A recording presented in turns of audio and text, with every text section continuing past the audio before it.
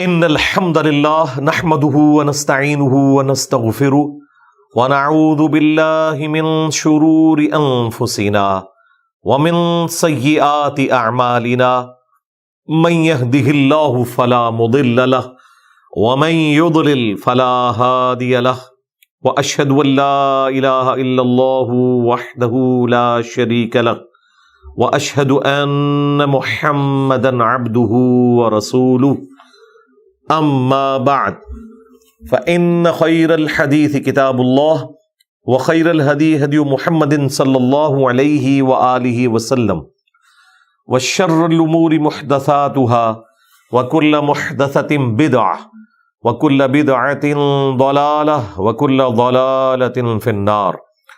اعوذ باللہ السمیع العلیم من الشیطان الرجیم من ہمزہ ونفخہ ونفثہ. بسم اللہ الرحمن الرحیم. رب اشرح لی صدری ویسر لی امری واحلل عقدۃ من لسانی یفقہوا قولی. بسم اللہ الرحمن الرحیم. ان اللہ وملائکتہ یصلون علی النبی یا ایھا الذین آمنوا صلوا علیہ وسلموا تسلیما. اللہم صل علی محمد وعلی آل محمد کما صلیت علی ابراہیم وعلی آل ابراہیم انک حمید مجید. اللہم بارک علی محمد وعلی آل محمد کما بارکت علی ابراہیم وعلی آل ابراہیم انک حمید مجید. اللہم ربنا آتنا فی الدنیا حسنہ وفی الآخرۃ حسنۃ وقنا عذاب النار. ربنا آتنا من لدنک رحمۃ وہیئ لنا من امرنا رشدا. لا الہ الا انت سبحانک انی کنت من الظالمین.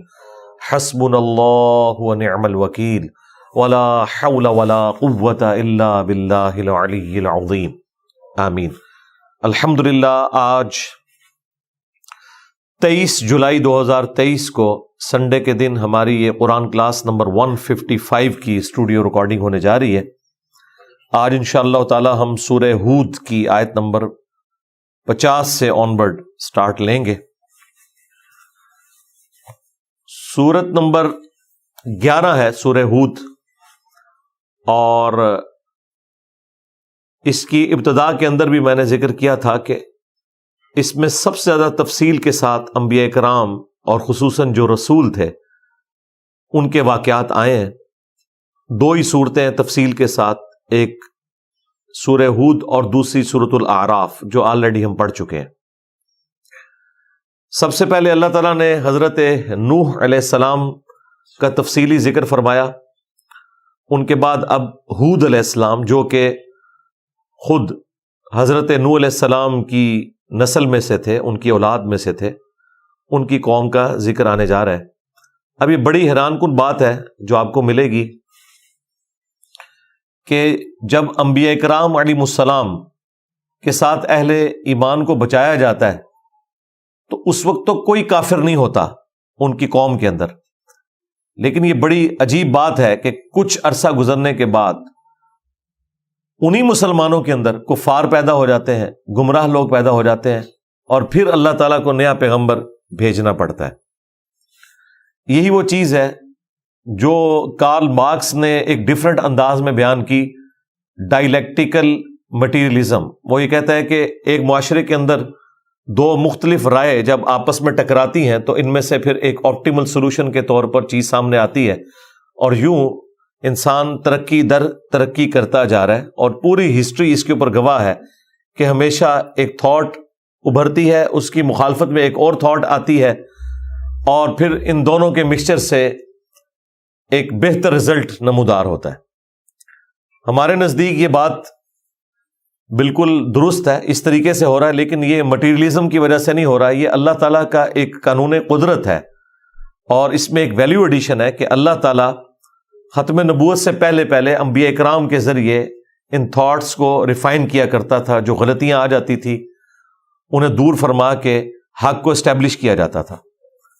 صحیح بخاری کے اندر تفصیلی حدیث موجود ہے کہ جو نوح علیہ السلام کی قوم کے 5 بزرگ تھے ان کی پوجا کی جاتی تھی، ان کی قوم کے لوگ کرتے تھے، اور بیسیکلی وہ اللہ کے نیک بندے تھے۔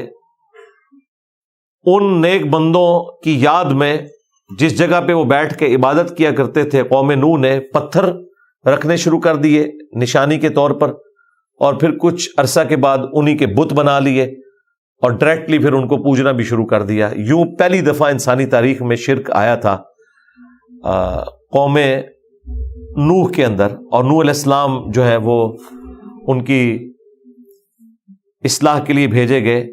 وہ سورہ نوح کے اندر پارہ نمبر 29 کے اندر ان 5 بتوں کا ذکر آیا ہے۔ ود تھا، سوا تھا، نصر تھا، یعوق تھا اور یغوث تھا۔ یہاں پہ بھی یعنی غوث کے قریب قریب یہ لفظ بنتا ہے یغوث، اس سے وہ مدد طلب کیا کرتے تھے۔ اب ہونا تو یہ چاہیے تھا کہ نوح علیہ السلام کے مخالفین جب بت پرست مٹا دیے گئے اور اہل ایمان کو بچایا گیا تو اب تو سارے مومنین کی اولاد تھے، لیکن پھر ان کے اندر گمراہی آ گئی، اور یہ بار بار پروسیس جاری رہا۔ آپ دیکھیں قوم ہود ہی میں ایک ڈومیننٹ پرسنالٹی آئی ہے سمود نام کی، جن کی نسبت سے قوم سمود بنی، اور ان میں اللہ تعالیٰ نے صالح علیہ السلام کو بھیجا۔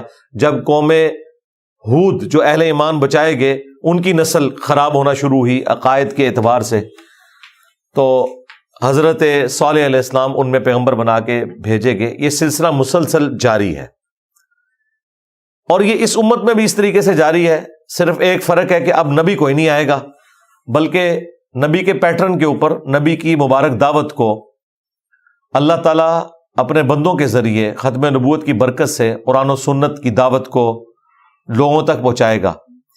تو یہ گمراہیاں جو اس امت میں پھیلی ہیں، یہ اتنی بھی پریشانی کی بات نہیں ہے کہ کوئی خاص اسی امت کے ساتھ ایسا ہوا، اگلی امتوں میں بھی ایسا ہی ہوا کرتا تھا۔ یہ وہی پیٹرن ہے جو آگے ٹرانسفر کر رہا ہے۔ اعوذ باللہ من الشیطان الرجیم، بسم اللہ الرحمن الرحیم۔ وَإِلَىٰ عَادٍ أَخَاهُمْ هُودًا، اور قوم عاد کی طرف بھیجا گیا ان کے بھائیوں میں سے ہود کو۔ یہ عاد نام کی ایک پرسنالٹی تھی نوح علیہ السلام کی اولاد میں جو ڈومیننٹ تھے، جن کی نسبت سے یہ قوم عاد بنی۔ تو انہی کے بھائیوں میں ہود کو بھیجا گیا، یعنی انہی کی اسپیشی سے تعلق رکھتے تھے، اسی قوم میں سے تھے۔ ہمارے نبی علیہ السلام کے لیے بھی تو یہی آیا نا، لَقَدْ جَاءَكُمْ رَسُولٌ مِّنْ أَنفُسِكُمْ، تمہاری جانوں میں سے ہی رسول کو بھیجا۔ یعنی رسول بھی انسان ہوتے ہیں اور وہ اسی معاشرے سے تعلق رکھتے ہیں تاکہ وہ لوگوں کے لیے رول ماڈل بنے۔ قَالَ يَا قَوْمِ اعْبُدُوا اللَّهَ، تو وہی بات انہوں نے اپنی قوم کے سامنے رکھی جو نوح علیہ السلام نے رکھی تھی، اے میری قوم عبادت کرو اللہ کی، مَا لَكُم مِّنْ إِلَٰهٍ غَيْرُهُ، تمہارا اس کے سوا کوئی اور معبود نہیں ہے، ان انتم الا مفترون، مگر یہ کہ تم نے صرف ایک جھوٹ باندھ رکھا ہے، جو تم نے جھوٹے خدا گھڑ لی ہیں، ان کا کوئی لینا دینا نہیں اس سچے معبود کے ساتھ، یہ اس معبود کی تعلیمات نہیں ہے۔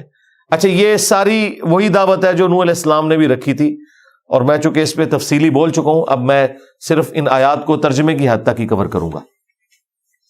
یہ اگلی بات بھی وہی ہے، یا قوم لا اسألکم علیہ اجرا، اے میری قوم میں اس دعوت و تبلیغ کے بدلے میں جو تمہاری آخرت بنا رہا ہوں، تمہیں اللہ کا تعارف کروا رہا ہوں، قیامت کے دن کا ڈر سنا رہا ہوں، اس کے بدلے میں تم سے کوئی اجر نہیں مانگتا۔ ان اجریہ الا علی الذی فطرنی، میرا اجر اور میرا صلہ تو نہیں ہے مگر اس ذات کے ذمہ جس نے مجھے پیدا کیا ہے، وہی مجھے اجر دے گی اس دعوت و تبلیغ کا۔ افلا تعقلون، کیا تم اس حقیقت کو نہیں سمجھ رہے؟ کیا تم عقل نہیں رکھتے؟ یعنی یہ بتایا جا رہا ہے کہ میں نے اس دعوت و تبلیغ کے بدلے کوئی چندہ بک نہیں بنائی، تم سے پیسہ نہیں ہتھیایا، نہ میں نے کوئی سردار بننے کی کوشش کی ہے، میں تو آخرت کی فکر میں ہوں تمہاری، جو اللہ نے میری ڈیوٹی لگائی تھی۔ تو یہ بات کافی ہے کہ میں نے کوئی دنیاوی منصب حاصل نہیں کیا۔ آج بھی جو شخص یہ ساری باتیں کر سکے وہ دعویٰ کر سکتا ہے کہ وہ نبیوں کے پیٹرن کے اوپر ہے، اور اگر وہ اس سسٹم کا بینیفیشری ہے پھر اسے کوئی حق نہیں پہنچتا کہ وہ نام تو لے پیغمبروں کے اور ان کی دعوت کے، اور خود بینیفیشری ہو اس سسٹم کا. وَيَا قَوْمِ اسْتَغْفِرُوا رَبَّكُمْ, اور اے میری قوم استغفار کرو اپنے رب کی طرف. ثُمَّ تُوبُوا, اور پھر اس کی طرف متوجہ ہو, توبہ اور رجوع لاؤ, الیہ, اس کی طرف. یرسل السماء علیکم مدرارا, تو یہ توبہ کی برکت یہ ہوگی کہ آسمان سے موسلا دار بارش تمہارے اوپر برسے گی.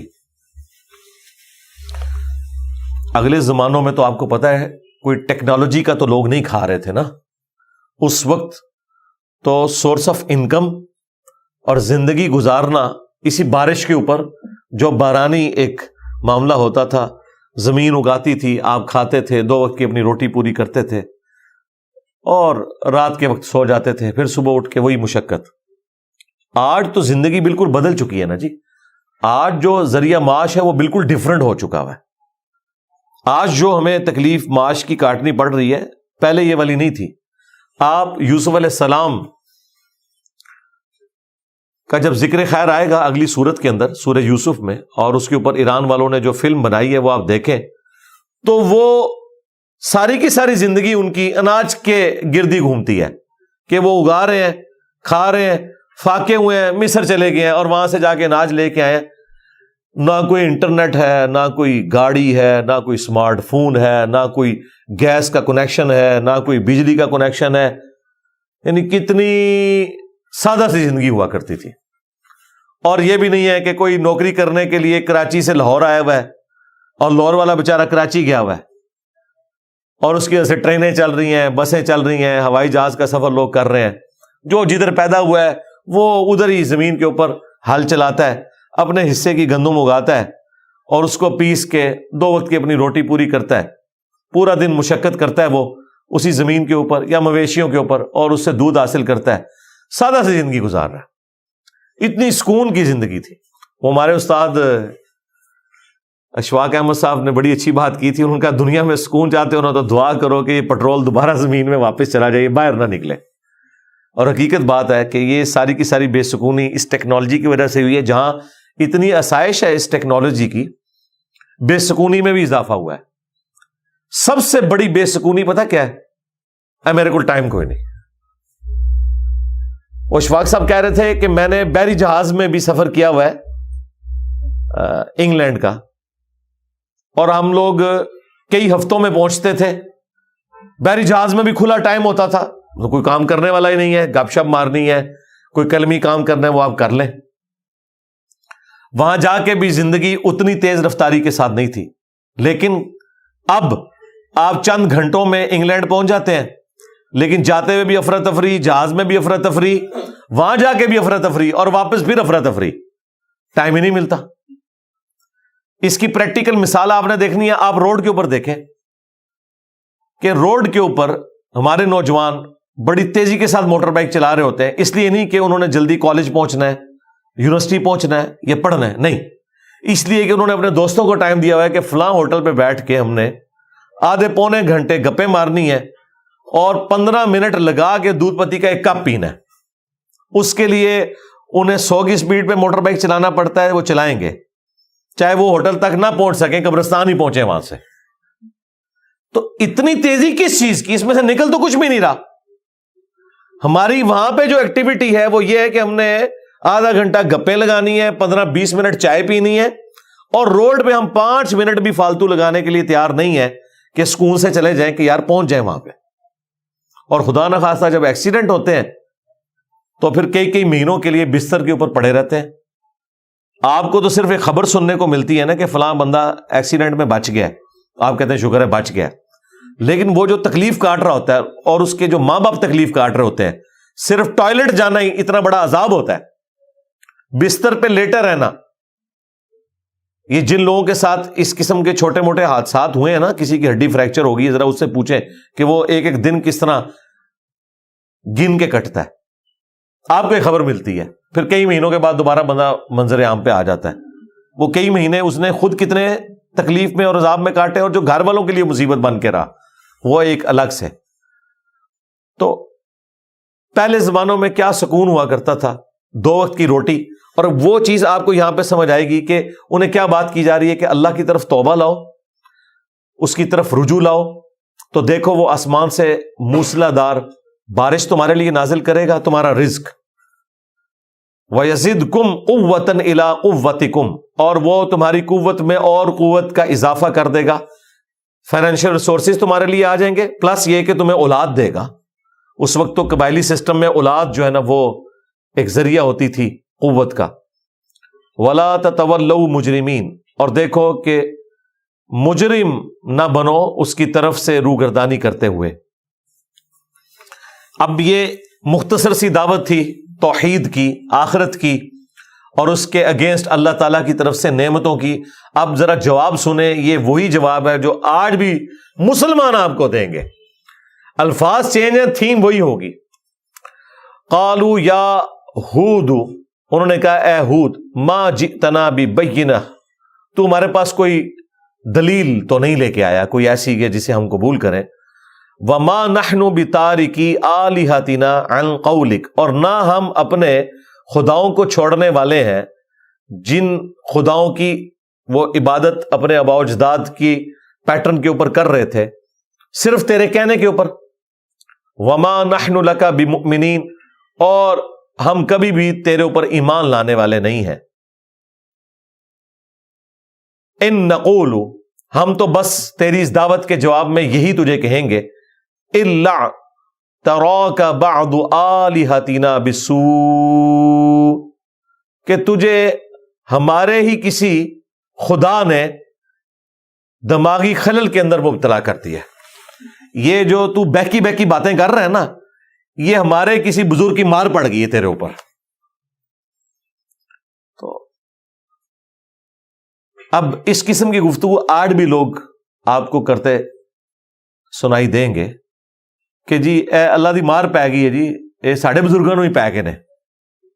بھئی کسی کے بزرگ کو نہیں ہم پڑھے، ہم تو ان لوگوں کو بے نقاب کر رہے ہیں جنہوں نے رسول اللہ کے ساتھ غداری کی ہے صلی اللہ علیہ وآلہ وسلم۔ یعنی دوسرے معنوں میں وہ لوگ جو خود اس امت کے لیے مصیبت بنے ہوئے تھے، اس امت کو اس مصیبت سے نجات دلانے کی کوشش کر رہے ہیں۔ چلیں اگر وہ نہیں تھے تو ان کی تعلیمات، چلیں ان کی تعلیمات بھی نہیں تھی تو ان کی طرف منسوب تعلیمات، اگر ہم نے ایک ٹن حسن ظن رکھنا ہے اپنے سر کے اوپر۔ قال انی اشہد اللہ، تو حضرت ہود علیہ السلام نے اس کے جواب میں کہا کہ میں تو بے شک اللہ کو گواہ بناتا ہوں، واشہدوا انی بریء مما تشرکون، اور تم بھی گواہ رہنا کہ جو شرک تم کر رہے ہو میں اس سے اعلان برات کرتا ہوں، یعنی میں ایک اللہ کا ماننے والا ہوں، میں اس شرک کے اندر تمہارا ساتھ نہیں دوں گا۔ من دونہ، اس کے سوا، یعنی اللہ کے سوا جو تم نے شریک ٹھہرائے ہیں نا، میں ان کی عبادت کرنے والا نہیں ہوں، ان سے اعلان برات کرتا ہوں۔ فَكِيدُونِي جَمِيعًا ثُمَّ لَا تُنظِرُونَ، پس تم نے جو سازش کرنی ہے نا میرے خلاف، سب کے سب کر لو مل کر، اور اس کے بعد مجھے مہلت بھی نہ دو۔ یعنی وہی بات ہے کہ وہ کہتے ہیں نہیں بزرگ نگاہ مار کے یہ کر دیتے ہیں، تو حضرت ہود علیہ السلام نے بھی کہا نا کہ جو تم نے یہ بزرگ کھڑے کیے ہوئے ہیں اپنے آلہہ جھوٹے، ان سے جو بن پڑتا ہے نا انہیں کہو کہ کر لیں۔ انی توکلت علی اللہ، بے شک میں نے اللہ ہی پر بھروسہ کیا، ربی، جو کہ میرا رب ہے، وربکم، اور وہ تمہارا بھی رب ہے، میں اسی پر بھروسہ کرتا ہوں۔ انہوں نے چونکہ کہا تھا نا کہ آپ کو مار پڑ گئی ہے ہمارے بزرگوں کی، ہمارے آلہہ کی، تو انہوں نے کہا ٹھیک ہے، اگر مار پڑی ہے یا نہیں پڑی ہے، اب جو کرنا ہے نا تمہارے بزرگ کر لیں، جو میرا بگاڑ سکتے ہیں۔ اچھا، اس طرح کی باتیں آج بھی ہم کریں نا حضرت ہود علیہ السلام کے پیٹرن کے اوپر، تو لوگ کہتے ہیں جی گستاخی کر رہے ہیں، یہ ہم کریں گے نا۔ میں نے اب یہ بات جب کی تھی کہ یار آپ لوگ تخت بلقیس کی مثال دیتے ہو تو ٹھیک ہے، وہ تو اسٹیبلش ہے۔ اگر آپ کہتے ہو ہمارے بزرگ بھی یہ سب کچھ کر سکتے ہیں، تو لاؤ وائٹ ہاؤس کو مارگلا ہلز کے اوپر رکھو، ہم مان لیں گے۔ حضرت ہود علیہ السلام نے تو اس سے بھی سخت بات کی ہے کہ تم کہتے ہو کہ میرے اوپر مار پڑ گئی ہے، تو بلا لو جتنے بزرگ ہیں، جو مار ڈالنا چاہتے ہیں وہ ڈال لیں، میں نے تو اللہ کے اوپر بھروسہ کیا ہے، میں اسی کے اوپر توکل کرنے والا ہوں، اور مجھے مہلت بھی نہ دینا، کر لو جو کچھ ہوتا ہے۔ ما من دابۃ الا هو آخذ بناصیتها، کوئی بھی زمین پر چلنے پھرنے والا نہیں ہے مگر یہ کہ اللہ تعالیٰ نے اسے پیشانی کے بالوں سے پکڑ رکھا ہے۔ اب یہ بڑی اہم آیت ہے، میرا ایک کلپ بھی یوٹیوب کے اوپر اپلوڈ ہے۔ انسٹرومنٹ آف انٹلیکٹ برین ہے یا ہارٹ، یعنی سوچنے کا جو آلہ ہے وہ دل ہے یا دماغ؟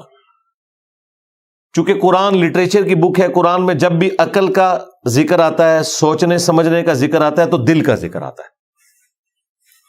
لیکن یہ ایک بڑا یونیک موقع ہے قرآن میں جہاں پہ اللہ تعالیٰ نے کہا ہے کہ کوئی مخلوق ایسی نہیں ہے چلنے پھرنے والی مگر یہ کہ اسے میں نے پیشانی کے بالوں سے تھام رکھا ہے۔ اب یہ پیشانی کے بال یہ دماغ کی طرف ہی اشارہ ہے۔ پوٹینشلی تو ہر چیز اللہ کے اختیار میں ہے، ایون ہم جو خیر بھی کرتے ہیں تو ظاہر ہے یہ خیر کی طاقت بھی اللہ نے دی ہے اور یہ سوچ بھی اللہ دیتا ہے، اور جو ہم شر کر رہے ہیں یہ شر کرنے کی طاقت بھی اللہ نے دی ہے اور اس کی کمپیٹنسی کہ ہم شر کا سوچ سکتے ہیں، پوٹینشلی یہ کمپیٹنسی بھی اللہ نے دی ہوئی ہے۔ لیکن یہ اب ہماری مرضی ہے کہ ہم پازیٹیو چیز کی طرف جاتے ہیں یا نیگیٹو کی طرف۔ اگر نیگیٹو اللہ نہ رکھتا تو امتحان ختم ہو جاتا، نیگیٹو رکھ کے بتایا کہ یہ نیگیٹو ہے اور اس میں اٹریکشن بھی رکھ دی ہے، لیکن آخرت میں عذاب ہے، دنیا میں عذاب وہ نظر نہیں آتا۔ اس لیے آپ نے پازیٹیو کی طرف جانا ہے جس کا انعام دنیا میں نظر نہیں آتا، بغیر دیکھے آخرت کے انعام کے اوپر اکتفا کرتے ہوئے آپ نے نیکی کا کام کرنا ہے اور برائی سے بچنا ہے، یہ ہے اصل چیز۔ تو زمین پر چلنے پھرنے والی کوئی مخلوق نہیں مگر یہ کہ اللہ نے اسے ماتھے کے بالوں سے تھام رکھا ہے۔ ان ربی علی صراط مستقیم، بے شک میرا رب سیدھے راستے کے اوپر ہے۔ فَإِن تَوَلَّوْا، پھر اگر تم روگردانی کرو گے، فَقَدْ أَبْلَغْتُكُمْ مَا أُرْسِلْتُ بِهِ إِلَيْكُمْ، تو دیکھو میں نے تو پہنچا دیا ہے تمہاری طرف اپنے رب کا وہ پیغام جس کے ساتھ مجھے بھیجا گیا تھا، تم تک پہنچا دیا۔ وَيَسْتَخْلِفُ رَبِّي قَوْمًا غَيْرَكُمْ، اور عنقریب ایسا ہو سکتا ہے کہ اللہ تعالیٰ جانشین بنا دے کسی اور قوم کو تمہارے سوا، یعنی تمہیں ختم کر کے کوئی نئی قوم لے آئے۔ وَلَا تَضُرُّونَهُ شَيْئًا، اور تم اللہ کا کچھ بگاڑ بھی نہیں سکو گے۔ اور یہ ہو بھی گیا، اہل ایمان بچا لیے گئے اور دوسروں کو تباہ و برباد کر دیا گیا۔ ان ربی علی کل شیء حفیظ، بے شک میرا رب ہر چیز کے اوپر نگہبان ہے۔ وَلَمَّا جَاءَ أَمْرُنَا، اور جب ہمارا حکم عذاب آ پہنچا، نجینا ہودا والذین آمنوا معہ، تو ہم نے نجات دی ہود علیہ السلام کو اور جتنے لوگ ان کے ساتھ ایمان لے کر آئے تھے، برحمت منا، اپنی طرف سے رحمت کے ساتھ، وَنَجَّيْنَاهُمْ مِنْ عَذَابٍ غَلِيظٍ، اور ہم نے ایک سخت عذاب سے انہیں نجات دے دی۔ اب وہ عذاب کیا تھا کہ قوم ہود کے اوپر اللہ تبارک و تعالیٰ نے ایک سائبان بھیجا بادل کی شکل میں، اور قحط سالی تھی وہاں، وہ سمجھے یہ بادل جو ہے وہ برسنے کے لیے آیا، اس میں سے آگ نکلی، اور 7 دن اور 8 دن اور 7 راتوں تک مسلسل ہوائی جھکڑ کا جو یہ عذاب ہے یہ ان کے اوپر مسلط ہوا۔ اور جس طرح درختوں کے تنے جو کھوکھلے درخت ہوتے ہیں کھجور کے، وہ گر جاتے ہیں، اس طرح ان کے لاشیں گرے پڑے ہوئے تھے۔ یہ عذاب ان کے اوپر آیا جو باقی صورتوں میں تفصیل کے ساتھ آیا ہے۔ وَتِلْكَ عَاد، اور یہ تھی قوم عاد، جَحَدُوا بِآيَاتِ رَبِّهِمْ، جنہوں نے اپنے رب کی آیات کا انکار کیا، وَعَصَوْا رُسُولَهُ، اور نافرمانی کی اس کے رسولوں کی۔ اچھا، رسول تو ایک تھے لیکن اللہ نے جمع کا صیغہ استعمال کیا اس لیے کہ ایک رسول کا انکار سارے رسولوں کا انکار ہے، کیونکہ رسولوں کی دعوت ایک ہے نا۔ لہٰذا آپ قرآن میں جگہ جگہ دیکھیں گے کہ وقت کے پیغمبر کا جب وہ قوم انکار کرتی ہے تو اللہ تعالیٰ اس انکار کو جمع کے صیغے کے ساتھ ذکر کرتا ہے کہ رسولوں کا انکار کر دیا. یعنی رسولوں کی دعوت تو ایک ہی ہے نا. نبی صلی اللہ علیہ وآلہ وسلم کا انکار بھی سارے رسولوں کا انکار ہے. عیسیٰ ابن مریم کا انکار بھی سارے رسولوں کا انکار ہے. وَاتَّبَعُوا أَمْرَ كُلِّ جَبَّارٍ عَنِيدٍ، اور انہوں نے پیروی کی ہر متکبر، حق سے اناد کرنے والے شخص کی، یعنی اپنے سرداروں کی انہوں نے پیروی کی. وَأُتْبِعُوا فِي هَذِهِ الدُّنْيَا لَعْنَةً، اور ان کے پیچھے اس دنیا کی زندگی میں بھی لعنت لگا دی گئی، یعنی اللہ کی رحمت سے دور، اور اسی وجہ سے تو عذاب آیا. وَيَوْمَ الْقِيَامَةِ، اور قیامت کے دن بھی، أَلَا إِنَّ عَادًا كَفَرُوا رَبَّهُمْ، کان کھول کر سن لو، آگاہ ہو جاؤ کہ بے شک قوم عاد نے اپنے رب کا کفر کیا تھا. الا بعدا لعاد قوم ہود، آگاہ ہو جاؤ، پھٹکار ہو، بربادی ہو عاد کے لیے جو کہ ہود کی قوم تھی. یہاں پر حضرت ہود علیہ السلام کا واقعہ کنکلوڈ ہوا.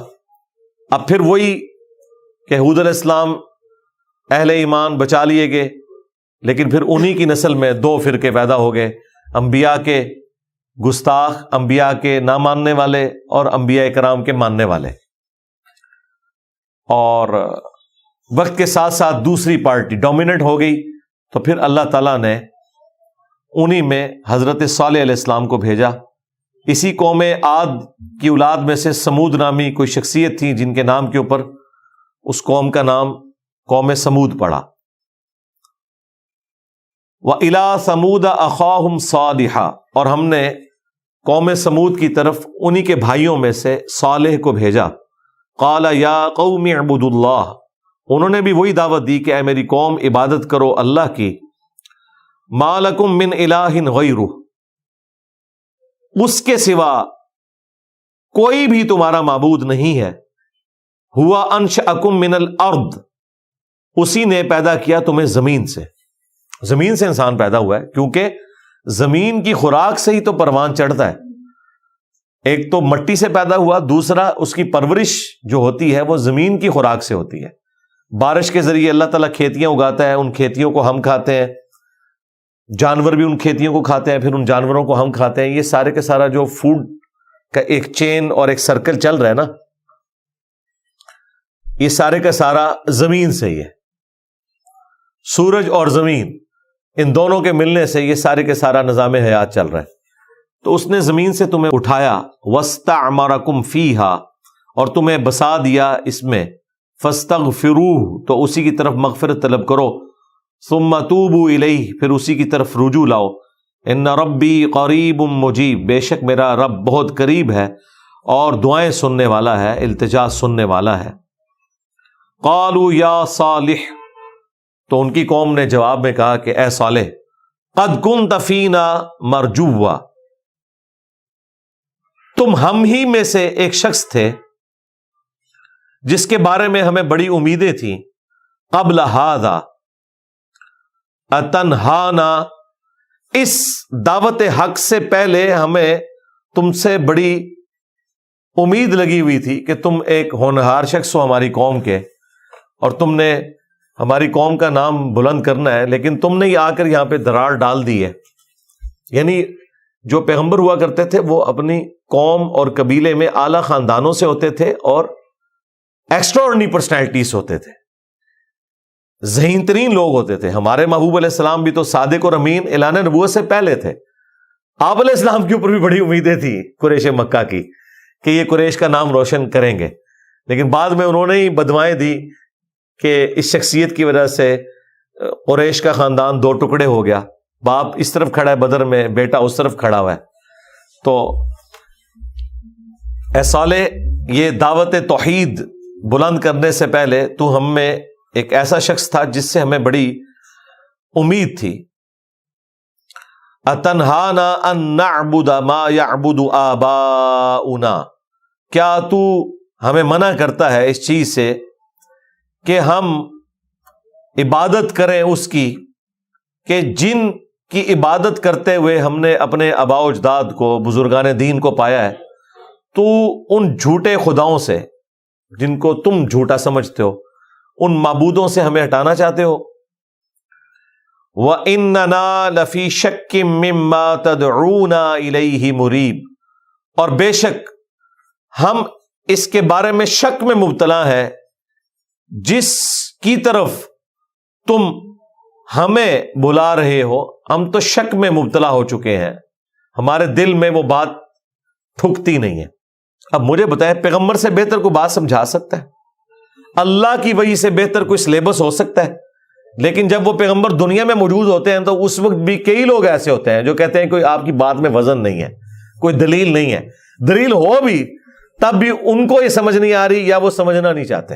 لہٰذا آج اگر ہم کسی کے سامنے قرآن و سنت رکھیں اور کہیں جی میں قائل نہیں ہوں اس کے اوپر، تو نہ ہو، تیرے بڑے بھی نہیں ہوتے تھے اور ان کے بڑے بھی نہیں ہوتے تھے، جب ہمارے بڑے انہیں دعوت دیا کرتے تھے کہ اپنے بڑوں کو چھوڑ دو، تو تمہارے بڑوں نے بھی اپنے بڑوں کو نہیں چھوڑا، تو تم بھی ہمارے کہنے پر اپنے بڑوں کو کیسے چھوڑو گے؟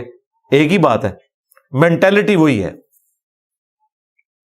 قال یا قوم ارأیتم ان کنت علی بینۃ من ربی، تو انہوں نے کہا کہ اے میری قوم، بھلا ذرا بتاؤ تو کہ اگر میں روشن دلیل پر ہوں اپنے رب کی طرف سے، وآتانی منہ رحمہ، اور اس نے مجھے رحمت عطا کی ہے، فمن ینصرنی من اللہ، تو مجھے ذرا یہ بتاؤ کہ اگر میں یہ حق کا راستہ چھوڑ دوں، یہ دعوت کا کام چھوڑ دوں، تو کون ہے جو مجھے بچا لے اللہ سے؟ ان عصیتہ، اگر میں اس کی نافرمانی کروں، نافرمانی اس سبب سے بھی کہ میں دعوت کا کام چھوڑ دوں، اور اس سبب سے بھی کہ خدا نخواستہ میں تمہارے راستے پر چل پڑوں، یہ تو نہیں ہو سکتا تھا، لیکن دعوت کا روکنا بھی اللہ کی نافرمانی ہے۔ فما تزیدوننی غیر تخسیر، تم تو نہیں زیادہ کرنا چاہتے میرے لیے سوائے نقصان کے، یعنی میرا حال تو یہ ہے کہ میں تمہیں حق کی طرف بلا رہا ہوں اور الٹا تم مجھے اس دعوت کے کام سے ہٹانا چاہتے ہو، تو اس سے تو میرے نقصان میں ہی تم اضافہ کرو گے، تو میں تو یہ حق کا راستہ کبھی چھوڑنے والا نہیں۔ وَيَا قَوْمِ هَٰذِهِ نَاقَةُ اللَّهِ، اور اے میری قوم، یہ ہے اللہ کی اونٹنی، لَكُمْ آیَةٌ، جو تمہارے لیے ایک نشانی ہے۔ انہوں نے حضرت صالح علیہ السلام سے ریکویسٹ کی تھی کہ ہمیں ایک معجزہ دکھائیں، اور معجزہ یہ کہ جو پہاڑ ہے اس میں سے ایک اونٹنی نمودار ہو، اور پہاڑ میں سے تو اونٹنی نہیں نکل سکتی، یعنی اونٹنی میں سے کوئی اونٹ کا بچہ، اونٹنی کا بچہ نکلے اور وہ بڑا ہو۔ بہرحال اللہ تعالیٰ نے یہ معجزہ دکھا دیا۔ اب جب وہ معجزہ ظاہر ہو گیا تو بجائے اس کے کہ وہ دعوت قبول کرتے، وہ سرکشی پر اتر آئے، تو اللہ تعالیٰ نے ان کے اوپر ایک اور آزمائش اس حوالے سے ڈال دی کہ یہ اللہ کی اونٹنی تمہارے لیے نشانی ہے، فَذَرُوهَا، پس اسے چھوڑے رکھو چونکہ اللہ کی اونٹنی ہے، تأکل فی ارض اللہ، کہ یہ اللہ کی زمین میں کھاتی پیتی رہے، ولا تمسوها بسوء، اور کسی برائی کے ارادے سے تم نے اس کی طرف اپنے ہاتھ نہیں بڑھانے۔ اب ظاہر ہے ان کے لیے آزمائش بن گئی، وہ اونٹنی ایک دن اونٹنی کے لیے مقرر تھا کہ وہ پانی پیتی تھی، اور ایک دن باقی پوری قوم کے جو جانور تھے وہ پانی پیا کرتے تھے۔ کچھ عرصے ہی انہوں نے برداشت کیا، پھر وہی ہوا کہ انہوں نے اس اونٹنی کو قتل کر دیا، تو یہ آزمائش ان کے لیے بن گئی۔ فَيَأْخُذَكُمْ عَذَابٌ قَرِيبٌ، اگر تم نے اس اونٹنی کو کوئی نقصان پہنچایا تو تمہیں بڑے دن کا عذاب بہت جلد آگ پکڑے گا۔ فَعَقَرُوهَا، تو انہوں نے اس کی کونچیں کاٹ ڈالی، اس کی رگ کو کاٹ دیا۔ فَقَالَ تَمَتَّعُوا فِي دَارِكُمْ، تو حضرت صالح علیہ السلام نے کہا کہ بس اب کچھ عرصہ تم زمین میں لطف اٹھا لو، فی دارکم ثلاثۃ ایام، 3 دنوں تک۔ ذالک وعد غیر مکذوب، اور یہ ایک ایسا وعدہ ہے جو جھٹلایا نہیں جا سکتا، بس 3 دن کے بعد تم پر عذاب آ جائے گا، کیونکہ اللہ تعالیٰ نے وحی کے ذریعے حضرت صالح علیہ السلام کو بتا دیا تھا کہ جب یہ اس قسم کی حرکت کریں گے تو اس کے 3 دن کے بعد تم پر عذاب آ جائے گا۔ تو انہوں نے اس اونٹنی کو قتل کر دیا۔ فلما جاء امرنا، پس جب ہمارا حکم عذاب آ گیا، نجینا صالحا، تو ہم نے نجات دی صالح علیہ السلام کو، والذین آمنوا معہ، اور اہل ایمان کو بھی جو ان کے ساتھ ایمان لائے تھے، برحمت منا، اپنے پاس سے رحمت کے ساتھ، ومن خزی یومئذ، اور اس دن کی ذلت اور رسوائی سے بھی بچا لیا حضرت صالح علیہ السلام اور ان کی قوم کو۔ ان ربک هو القوی العزیز، بے شک تیرا رب قوت والا ہے اور غالب ہے۔ وَأَخَذَ الَّذِينَ ظَلَمُوا الصَّيْحَةَ، اور پکڑ لیا ان کفار کو ایک چنگھاڑ نے، یعنی ایک کڑک آئی خوفناک، ایک زوردار آواز آئی، فَأَصْبَحُوا فِي دِيَارِهِمْ جَاثِمِينَ، تو وہ اپنے گھروں میں گھٹنوں کے بل اوندے پڑے رہ گئے، كَأَن لَّمْ يَغْنَوْا فِيهَا، اور وہ اس طریقے سے ختم ہو گئے گویا وہ کبھی وہاں پر آباد ہی نہیں تھے۔ الا ان ثمود، آگاہ ہو جاؤ کہ بے شک سمود نے کفروا ربہم، اپنے رب کا کفر کیا، الا بعدا لثمود، آگاہ ہو جاؤ بربادی ہے، پھٹکار ہے قوم سمود کے لیے۔ تو یہاں پر حضرت صالح علیہ السلام کی قوم کا ذکر مکمل ہوا کہ ان کا بھی الٹیمیٹ انجام پھر یہی ہوا، اور پھر اسی طریقے سے نسل انسانی چلتی رہی، حتیٰ کہ حضرت ابراہیم علیہ السلام منظر عام پر آئے اور وہ اپنی دعوت لے کر سامنے آئے، اور انہی کے بھتیجے تھے حضرت لوط علیہ السلام، ان کو اللہ تعالیٰ نے ایک قوم کی طرف روانہ کیا جس کے اندر برائی پائی جاتی تھی۔ اب وہ دونوں کا کمبائنڈ ذکر یہاں پر آئے گا، لیکن تفصیل کے ساتھ قوم لوط کا ذکر آئے گا۔ اس حوالے سے آلریڈی میں نے سورۃ الاعراف کے اندر تفصیلی گفتگو کی تھی، قوم لوط پر عذاب کیوں آیا اور اس سے ریلیٹڈ جتنے احکام و مسائل تھے قرآن و سنت کی روشنی میں، اس فعل کی شرعی سزا کیا ہے اور احادیث کے اندر کیا تفصیلات آئی ہیں۔ تو آج میں صرف بس اتنا ہی ذکر کروں گا جتنا ساتھ ساتھ آئے گا، اتنی تفصیل کے ساتھ اس ٹاپک کو لے کے نہیں چلوں گا۔ سورہ الاعراف کے اندر جو آیات گزری تھی ان میں آلریڈی ڈسکس کر چکا ہوں۔ وَلَقَدْ جَاءَتْ رُسُلُنَا إِبْرَاهِيمَ بِالْبُشْرَى، اور بے شک ہمارے فرشتے آئے ابراہیم علیہ السلام کی طرف، رسول کہا گیا یعنی وہ پیغمبر بن کے، اس اعتبار سے اللہ کا پیغام لے کر، قالوا سلاما، اور خوشخبری کے ساتھ انہوں نے یہ بھی کہا کہ آپ پر سلامتی ہو۔ صرف سلام بولنا، سلاما بولنا، سلام علیکم بولنا، السلام علیکم بولنا، یہ سارے کے سارے صیغے قرآن و سنت سے ثابت ہیں سلامتی کی دعا کے طور پر۔ قال السلام، تو انہوں نے ابراہیم علیہ السلام سے کہا کہ آپ پر سلام ہو،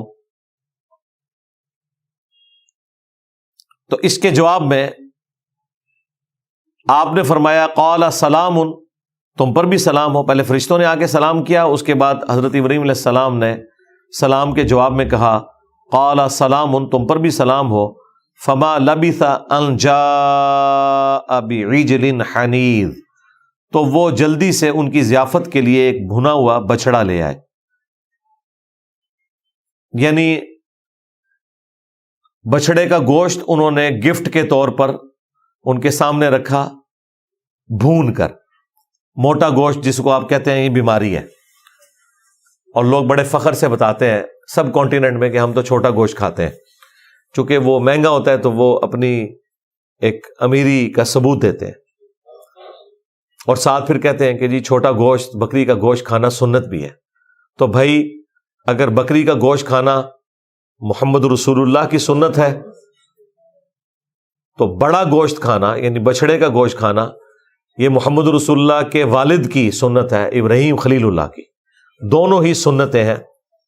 اور عید قربان کے موقع پر بچڑے بھی قربان کیے جاتے ہیں اور سنت ابراہیمی کو زندہ کیا جاتا ہے۔ وہ ایک جو مشہور روایت ہے کہ گائے کے دودھ میں تو شفا ہے لیکن اس کے گوشت کے اندر بیماری ہے، بالکل جعلی روایت ہے۔ اگر گائے یا بچڑے کے گوشت کے اندر بیماری ہوتی تو اللہ تعالیٰ اسے حلال نہ فرماتا، اور سنت ابراہیمی نہ ٹھہراتا۔ ہمارے پڑوسی ملک انڈیا کے اندر چونکہ گائے کی قربانی کے اوپر پابندی ہے، اس لیے وہاں پہ یہ جعلی روایت کافی چل گئی لوگوں کو قائل کرنے کے لیے کہ لوگ اس کو قربان نہ کریں۔ میں بھی اس حق میں ہوں اس اعتبار سے کہ اگر فتنہ فساد کھڑا ہوتا ہو، اس کی وجہ سے مسلمانوں کا قتل و غارت ہوتا ہو، تو پھر کیا ضرورت ہے کہ جان بوجھ کے آپ اس چیز کو قربان کریں جس کی وجہ سے پھر مسلمانوں کی قربانی آپ کو دینی پڑ جائے۔ ٹھیک ہے، آپ بھیڑ، بکری، دمبا، اونٹ وہ قربان کر لیں، ضروری ہے آپ نے گائے کو ذبح کر کے اور مردہ سنت کو زندہ کرنے کی کوشش کرنی ہے؟ اللہ تعالیٰ نے جب آپشن دیے ہیں اور کیٹاسٹرافک کنڈیشن ہے تو آپ اس آپشن کو اویل کریں۔ بہرحال وہ بھنا ہوا بچڑا لے آئے۔ فلما رأى أيديهم لا تصل إليه، پھر ابراہیم علیہ السلام نے جب نوٹ کیا کہ وہ جو مہمان انسانی شکل میں فرشتے آئے ہوئے تھے، جو ابراہیم علیہ السلام کو نہیں پتا تھا کہ یہ فرشتے ہیں، انہوں نے اس گوشت کی طرف کوئی ہاتھ نہیں بڑھایا۔ یہ کیسے ہو سکتا ہے کہ مسافر آئے اور اس کے اوپر سفر کے آثار بھی ہوں اور آپ اس کے سامنے فریش گوشت لا کے بھنا ہوا رکھیں اور وہ نہ کھائے اس میں سے؟ جب انہوں نے اس کی طرف التفات نہیں کیا نا، نَکِرَہُم، تو حضرت ابراہیم علیہ السلام کو جب یہ اندازہ ہوا کہ یہ اس کی طرف متوجہ نہیں ہو رہے، تو حضرت ابراہیم علیہ السلام جو ہے نا وہ تھوڑا سا اپنے جی کے اندر انہیں خوف سا محسوس ہوا۔ وَأَوْجَسَ مِنْهُمْ خِیفَةً، دل ہی میں وہ اندیشہ کرنا شروع ہو گئے، ان سے اجنبیت فیل ہونا شروع ہوگی۔ نَکِرَہُم قالوا لا تخف، تو فرشتوں نے کہا کہ مت ڈریے، انا ارسلنا الی قوم لوط، بے شک ہمیں قوم لوط کی طرف بھیجا گیا ہے اللہ تعالیٰ کی طرف سے، یعنی فرشتے ہیں۔ انہیں سمجھ آ گئی کہ قوم لوط کی طرف فرشتے آئے ہیں، اب یہ کوئی اللہ کا فیصلہ ہونے والا ہے۔ دیکھیں اب ان آیات کے اندر کئی ایک مدنی پھول ملتے ہیں، جس طرح ہمارے وہ باپا جانی کہتے ہیں مدنی پھول۔ سب سے پہلے تو یہ کہ حضرت ابراہیم علیہ السلام کے سامنے جب انسانی شکل میں فرشتے آئے تو انہیں پتہ ہی نہیں چلا کہ یہ فرشتے ہیں۔ علم غیب والا معاملہ تو حل ہو گیا کہ علم غیب اس وقت ہوتا ہے جب اللہ تعالیٰ بتائے، تو انہیں تو پتہ ہی نہیں چلا، ورنہ تو کبھی یہ نہ کرتے، ڈائریکٹ گفتگو کرتے کہ ہاں جی کس کام سے آئے ہو، اللہ کا پیغام لے کے آئے ہو۔ دوسری بات، ان فرشتوں نے بھی آج کی ڈاکٹرن میں تو تھوڑی سی گستاخی کر دی کہ خام خواہ حضرت ابراہیم علیہ السلام کو ایک کام کرنا پڑا۔ آپ ذرا امیجن کریں کہ وہ بچڑا ذبح ہوا ہوگا، پھر اس کی کھال اتری ہوگی، گوشت بنایا ہوگا، فریج تو نہیں تھے کہ آپ نے پہلے ہی سنبھال کے رکھا ہوا تھا، تازہ بچڑا، اتنی تکلیف کاٹ کے کئی گھنٹوں کی انہوں نے ہنڈیاں پکائی۔ ٹھیک ہے، آج آپ کئی گھنٹوں میں ہڈیاں پکا کے سامنے رکھیں اور بندہ کہ جی میرا روزہ ہے لے جاؤ، تو انسان کو غصہ نہیں آتا؟ تو اس اعتبار سے تھوڑی سی گستاخی بھی کر دی آج کی ڈاکٹرن میں کہ پہلے ہی بتا دیتے ہیں ابراہیم علیہ السلام کو مشقت نہ کاٹنی پڑتی۔ تیسری بات، جب وہ کھانا نہیں کھا رہے تھے پھر بھی حضرت ابراہیم علیہ السلام کی توجہ اس طرف نہیں گئی ہے کہ ہو سکتا ہے یہ فرشتے ہی ہوں۔ اس چیز نے دوبارہ کنفرم کر لیا کہ علم غیب اس زمانے میں اس طرح نہیں ہوتا تھا جب تک کہ اللہ تعالیٰ نہ بتائے، اور حقیقت یہ ہے کہ علم غیب یہی ہوتا ہے کہ اللہ کے بتانے سے پتہ چلتا ہے۔ چوتھی بات اس میں سے کہ حضرت ابراہیم علیہ السلام نے اپنے دل میں خوف محسوس کیا ان سے، جی کے اندر اجنبیت فیل کی کہ یہ میرے گھر کا کھانا کیوں نہیں کھا رہے۔ اگلے زمانوں میں اگر کوئی آپ کے گھر کا نمک کھاتا تھا تو نمک حلالی اس کے اندر موجود ہوتی تھی، پھر وہ اس میزبان کو نقصان نہیں پہنچاتا تھا۔ یہ کلچر ہوتا تھا کہ میں نے یار اس کا نمک کھایا، میں اس کے ساتھ غداری نہ کروں۔ تو اگر کوئی شخص کسی کو نقصان پہنچانے اس کے گھر گیا ہوتا تھا نا، تو اس کے گھر سے کوئی چیز کھاتا پیتا نہیں تھا کہ یہ کیسے ہو کہ میں اس کا نمک بھی کھاؤں اور پھر اسے نقصان بھی پہنچاؤں، یعنی ایسی نارمز یہ چل رہی ہوتی تھی۔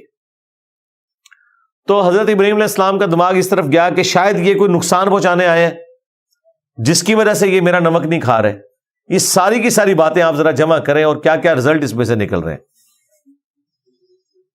صرف ایک واقعے کے طور پر اسے گزار نہ دیں۔ آج کی جو گمراہیاں مسلمانوں میں پھیلی ہوئی ہیں وہ ساتھ ساتھ آپ نے ایڈریس کرنی ہے. تو پھر جب ابراہیم علیہ السلام کو ان فرشتوں نے بتایا کہ آپ مت ڈریں، یعنی انہیں اندازہ ہو گیا کہ یہ ڈر رہے ہیں، تو مراد یہ کہ ہم کوئی آپ کو نقصان نہیں پہنچانے آئے اور نہ ہم انسان ہیں، ہمیں اللہ تعالیٰ نے بھیجا ہے قوم لوط کی طرف. وَامْرَأَتُهُ قَائِمَةٌ، اور اس وقت حضرت ابراہیم کی بیوی وہاں پاس ہی کھڑی تھی، سیدہ سارہ. فَضَحِكَتْ فَبَشَّرْنَاهَا بِإِسْحَاقَ، تو وہ ہنس پڑی. ہنسی کس بات سے؟ اپنے خاوند کے ساتھ جو کچھ ہوا تھا اس کے اوپر. واقعہ تو اس اعتبار سے تو تکلیف دہ تھا، لیکن یہ ایک چھوٹا سا پرینک بھی ہوا. یہ اوریجنل والا پرینک ہوا ہے کہ اسی کے مہمان آئے نے اور سارا کچھ تیار کیا. ظاہر ہے ان کی بیوی نے بھی بیچ میں ساری ایفرٹ پٹ کی ہوگی. اگر ابراہیم علیہ السلام اس بچڑے کو ذبح کر کے کھال اتار کے اور گوشت بنا کے لائے ہیں اور بیوی نے اتنی محنت کی ہے، تو ان کی ہنسی اس لیے چھوٹ گئی کہ اینڈ رزلٹ یہ ہے کہ یہ تو فرشتے نکلے ہیں. تو یہ نیچرل تھی ہنسی. آج کی ڈاکٹرن میں 295C لگتی ہے کہ وہ اپنے خاوند جو کہ پیغمبر تھا اس کے اوپر ہنس رہی تھی. فرشتوں پہ تو نہیں وہ ہنسی، اپنے خاوند پہ ہی ہنسی ہے نا، یا اپنے اوپر خود ہنسی ہوں گی کہ یہ کیا ہوا. اور یہ سب کچھ نیچرل تھا، انسان اسی طریقے سے بیہیو کرتے ہیں. تو جب وہ ہنسی تو اللہ تعالیٰ فرماتے ہیں ہم نے انہیں بشارت دی. فَبَشَّرْنَاهَا بِإِسْحَاقَ، اسحاق کی انہیں بشارت دی. یعنی وہ ہنسی کیا، ان کو اگلی ایک بات فکر والی ڈال دی. یعنی وہ بوڑھی عورت تھی، حضرت ابراہیم علیہ السلام بھی 90+ ہو چکے ہوئے تھے اور سیدہ سارہ بھی 70-80+ تھی. تو ایک تو وہ ہنسی اور اوپر سے فرشتوں نے اس ہنسی کے اندر مزید اضافہ کر دیا. ٹھیک ہے، وہ پنجابی میں کہتے ہیں نا کہ آسے دا پڑاسا ہو گیا. تو اس پہ وہ نہیں ہنسی ہیں، بلکہ وہ دوسری جگہ پہ آتا ہے کہ انہوں نے فوراً اپنا ہاتھ ماتھے پہ مارا یوں کر کے کہ اس بڑھاپے میں مجھے اولاد کی بشارت دے رہے ہو. مطلب یہ خوشخبری ہے کہ ایک بوڑھی عورت جو ہے وہ ایک بچہ کھلائے اب اس عمر کے اندر، جبکہ میرا خاوند بھی بوڑھا ہو چکا ہے اور میں بھی بوڑھی ہوں. ہمارے معاشرے میں تو اللہ دیتا کہا جاتا ہے نا اگر بڑھاپے میں کسی کو اولاد ہو جائے. تو اس زمانے میں بھی بڑی عجیب بات ایک تصور کی جاتی تھی. اور ظاہر ہے کہ اولاد اس طرح ہوتی بھی نہیں. یعنی عورت جب 45+ کراس کر جائے اور اس کے وہ مینسز کا سلسلہ ختم ہو جائے تو پھر پریگنینسی کے چانسز آلموسٹ ختم ہو جاتے ہیں. اور یہاں پہ 70-80 سال کی بڑھیا اور خاوند بھی 90+ ہیں. حضرت اسماعیل علیہ السلام تو پیدا ہو چکے ہیں، وہ 87 ایئرس کی ایج میں پیدا ہوئے ہیں جب ابراہیم علیہ السلام 87 ایئرس کے تھے. تو وَمِن وَرَاءِ إِسْحَاقَ يَعْقُوبَ، اور ساتھ ہی پوتے کی بشارت بھی دے دی. ہاں کہ اسحاق ہوگا اور اس کا بیٹا یعقوب ہوگا. اور یعقوب وہ جس کا لقب اسرائیل، اور اس کے 12 بیٹے جن میں یوسف علیہ السلام بھی ہیں، اور یہاں سے بنی اسرائیل چلے گی. یہ 7 بشارت مل گئی. قالت یا ویلتا، انہوں نے کہا وائے حیرانگی، یہ یعنی وہ ایکسکلیم ود سارو، انہوں نے کہا ہائے، اَأَلِدُ وَأَنَا عَجُوزٌ، میرا بچہ ہوگا جبکہ میں بوڑھی ہوں. وَهَذَا بَعْلِي شَيْخًا، اور یہ میرے میاں بھی اتنے بوڑھے ہو چکے ہوئے ہیں، اب بڑھاپے میں نے بچے کھلانے ہیں اس عمر کے اندر. اولاد تو ان کو نہیں ہوئی تھی نا. تو حالانکہ خوشی بھی تھی کہ اللہ تعالیٰ اولاد دے رہا ہے ایک ایسی عورت کو جس کی اولاد ہی کوئی نہیں ہے، اور ساتھ پوتے کی بشارت بھی دے رہا ہے. لیکن دوسری طرف تھا کہ لوگ کیا کہیں گے، ظاہر ایک نیچرل تھی چیز. ان ھذا لشیء عجیب، یہ تو بڑی عجیب و غریب بات ہے کہ اب اس بڑھاپے میں ہمیں اولاد ہو جائے.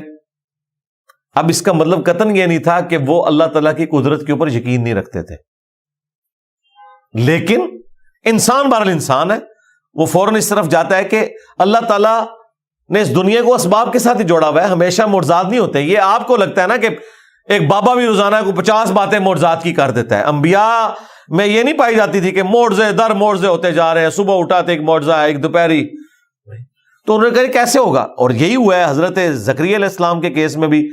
سورہ مریم میں، آل عمران میں آتا ہے کہ جب انہوں نے دعا کی کہ مجھے بڑھاپے میں اولاد دے، اور جب فرشتہ بشارت دینے آیا تو انہوں نے کہا میری اولاد کیسے ہوگی، میری تو بیوی بانجھ ہے، میں بوڑھا ہو چکا ہوں، تو یہ سلسلہ تو ہو نہیں سکتا. بھی دعا خود مانگی تھی. اور پھر جب تمہیں پتا، پھر فرشتوں نے کیا کہا تھا کہ بھئی اللہ تعالیٰ تو ہر چیز پر قادر ہے، آپ کچھ بھی نہیں تھے، اللہ نے آپ کو پیدا کیا ہے، تو اللہ تعالیٰ اولاد دے سکتا ہے. اس کا یہ مطلب نہیں کہ ان کا عقیدہ نہیں تھا، یہ تھا کہ یہ کیسے ہو جائے گا، کہ عام طور پر ایسا نہیں ہوا کرتا. وہ عبد القادر جیلانی ہے جڑے 7 پتر لے کے دیتے تھے زبردستی. ہاں، ابراہیم علیہ السلام تو ایک پتر بھی نہیں تھے لے سکتے اللہ تعالیٰ سے. اور جو بشارت فرشتے لے کے آئے ان کی بیوی بھی حیران ہے کہ کیسے ہو جائے گا. ویسے اگر آج کی کسی کہانیاں سنی ہوتی انہوں نے، اور نعوذ باللہ اس کے ذریعے وہ نعوذ باللہ ورغلائے جاتے، تو پھر اس قسم کا کوئی عقیدہ رکھ سکتے تھے. لیکن ظاہر ہے کہ ان کے ہسبینڈ جو ہیں وہ پیغمبر تھے، اور پیغمبر اللہ کی جو ہے وہ حفاظت میں ہوتے ہیں، تو ان کی تربیت ان کو حاصل تھی، اس لیے یہ والی بات تو ان کے دماغ میں اس طریقے سے نہیں آنی تھی نا. تو انہوں نے کہا کہ یہ تو بڑی عجیب بات ہے. قالو، فرشتوں نے کہا اتعجبین من امر اللہ، تم تعجب کر رہی ہو اللہ کے حکم کے معاملے میں. رحمت اللہ، اللہ کی رحمت ہو، وبرکاتہ، اور اس کی برکتیں ہوں، علیکم، تم پر، اہل البیت، اے ابراہیم کے گھر والو، انہ حمید مجید، بے شک وہ ہر طرح کی تعریف کیا ہوا ہے اور بڑی شان والا ہے. یعنی وہ اپنی ذات میں خود ستودہ صفات ہے. یہ درود ابراہیمی میں آتا ہے نا، انک حمید مجید. یہاں پر اہل البیت کا لفظ ابراہیم علیہ السلام کی بیوی کے لیے آیا، گھر والوں کے لیے آیا. سورۃ الاحزاب کی آیت نمبر 33 میں نبی الاسلام کی بیویوں کو اہل البیت کہا گیا. بیویاں بھی اہل البیت میں ہیں اور اولاد بھی اہل البیت میں داخل ہوتی ہے. فلما ذهب عن ابراہیم الروع، پس جب ابراہیم علیہ السلام سے وہ خوف ٹل گیا. ظاہر ہے کہ جب یہ باتیں شروع ہوئی تو ظاہر ہے تھوڑی فریکنس شروع ہو گئی. پہلے تو وہ ڈرے ہوئے تھے، یہ نمک نہیں کھا رہے، تو پہلے انہوں نے بتایا کہ دیکھو ہمیں اللہ نے بھیجا ہے قوم لوط کی طرف، آپ کے لیے ہم یہ خبر لے کے آئے ہیں کہ بڑھاپے میں اب سارا کو اولاد ہوگی. لیکن اس سے پہلے جو تکلیف کاٹنی تھی وہ کاٹ چکی ہیں.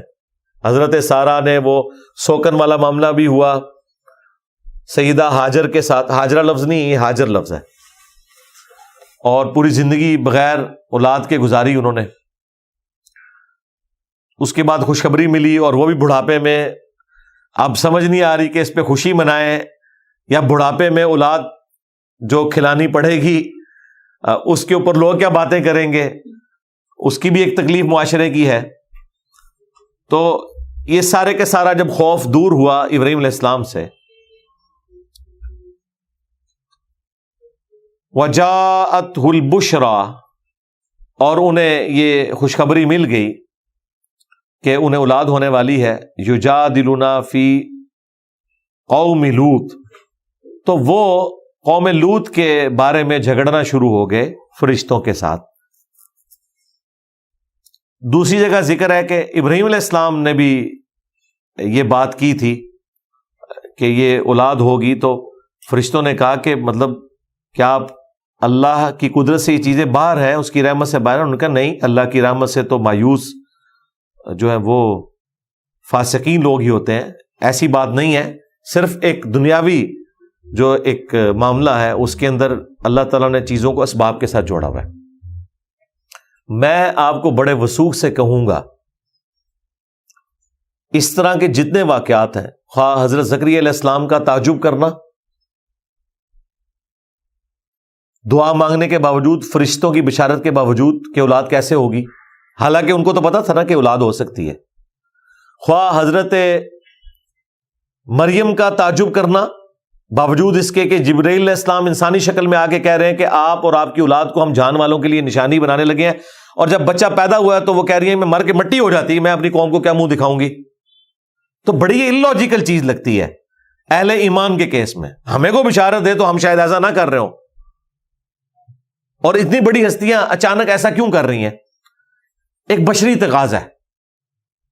اور تیسرا یہ واقعہ آپ دیکھ لیں, یہ بڑے وثوق کے ساتھ میں بات کر رہا ہوں. اگر یہ واقعات بخاری مسلم میں آئے ہوتے نا تو منکرین حدیث نے کہنا تھا دیکھو کتنی گستاخی لکھی ہوئی ہے انبیاء کی.